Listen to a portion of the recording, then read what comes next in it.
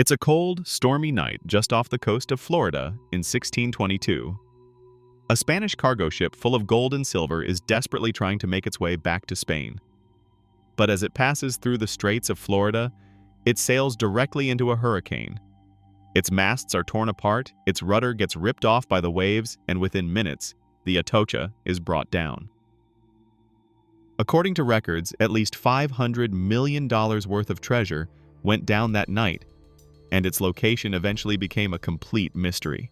But more than 3 centuries later, after sitting at the bottom of the ocean, the mother lode of all treasure was finally discovered, and it proved to be more valuable than ever imagined. We modeled the entire thing to show you how one man and his team of DIY treasure hunters spent decades searching for the ship, and how their genius engineering and an old document eventually lead them to the most valuable shipwreck in history. When the Atocha went down that fateful evening, it ended up on a shallow reef in the Florida Keys, a 200-mile stretch of tiny islands. At the time, the location of the ship was known. But just a few weeks later, a second hurricane ripped the ship apart, leaving a trail of debris across the ocean floor. The location of the Atocha seemed to be lost forever, but records of its treasure were never forgotten. According to its cargo manifest, it was holding 150 gold bars, 1,000 silver bars, and more than 50 chests full of coins. All in all, the treasure would be worth at least $500 million today. All someone had to do was find it. That's where American treasure hunter Mel Fisher came in. He had spent his entire life diving, and along with his wife, ran a diving school in California, teaching more than 60,000 people how to dive. With the allure of the Atocha sitting in the Florida Keys, Mel and his family moved across the country in search for its treasure. With little more than a boat and some metal detectors, they began their search in an area called the Matacumba Keys, which had been mentioned in several documents. But after a year of searching and more than 100,000 miles covered, they hadn't found a single thing. To many, finding the Atocha in this vast expanse of ocean was an impossible task.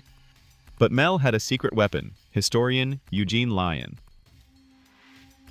In order to learn more about where the Atocha sank, went to the Spanish archives in Seville and came across this document. Dated just 4 years after the ship went down, it mentioned that a search had taken place in an area called the Marquesas Keys, which was more than 100 miles from where Mel was searching. Mel and his crew instantly moved their boat and started searching this new location. But the divers were now searching in deeper water, and they had one huge problem: visibility. Although the water was clear on the surface at the bottom, the divers could barely see their own hands. And so, Mel came up with a genius yet simple solution. He attached 2 large tubes to his boat that could be lowered down in front of the propellers. These would redirect the clear water from the surface and shoot it down to the bottom where the divers were searching.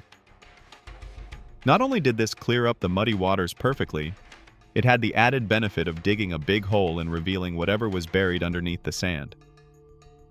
Then, one day in 1971, the sand cleared and revealed an enormous anchor.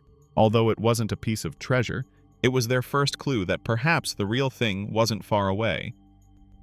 More artifacts started to show up, like cups, swords, cannonballs, and iron nails used to hold the ship together. To keep track of everything, they started building up a map of circles showing where each piece of treasure had been found. After a while, a clear line started to appear on the map, and they came to the conclusion that the Atocha's mother lode must lie somewhere along this line. In order to find the Atochathi crew, were following a trail of artifacts that seemed to be leading them to the mother lode of all treasure.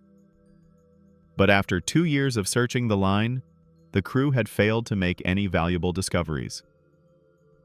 Mel was running out of money fast, and if he didn't find some treasure soon, he'd have no way of funding the search.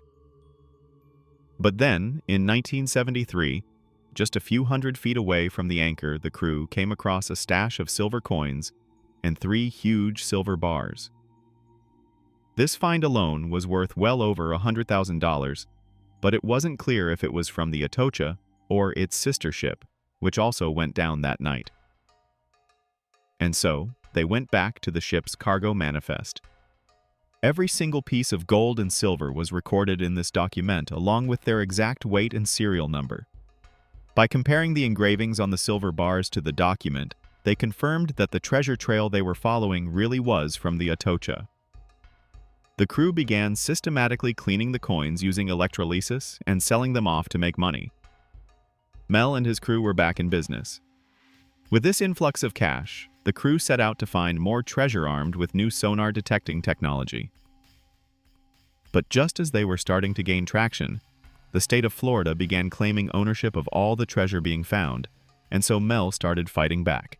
In the meantime, the crew continued finding more objects on the line, a major find being 9 bronze cannons with Atocha markings engraved into their barrels.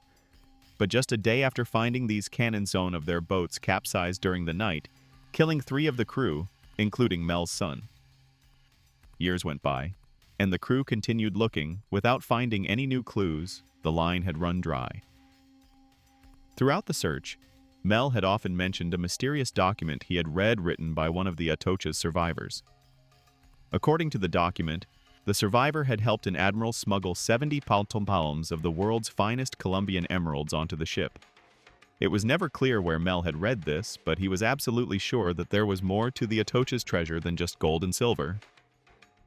Meanwhile, after 8 years of legal battles, Mel won against the government and was finally granted the right to 100% of the treasure.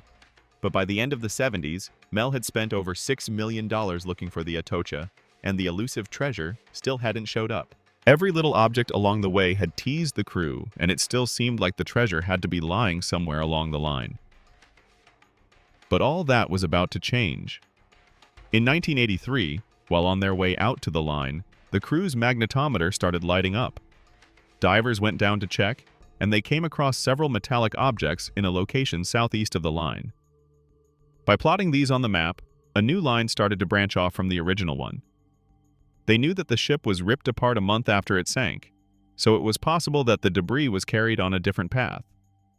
They followed this new line for a couple of years, and it continued to reveal little bits of treasure. Then, on the 20th of July, 1985, exactly 10 years after the tragic death of the 3 crew members, a large but faint object showed up on their sonar scanner. Divers immediately entered the water and began searching for it. On a hunch, Greg Wareham decided to wander off about 100 yards to the east, and there it was. Sitting in front of him was an 80-foot-long shipwreck with piles upon piles of silver bars sitting on top. Off to the side were several chestful of coins and gold bars glinting in the light. There was no doubt that after 16 years of searching, Mel and his crew had finally found the mother lode. Amazingly, hidden within the wreck was a thumb-sized emerald, worth over $800,000 alone. Elsewhere in the wreckage, another one popped up, this time worth over $1 million. Eventually, more than 2,000 of the finest uncut emeralds were discovered, and Mel's story turned out to be true after all. Thank you very much for watching, and I'll see you in the next video.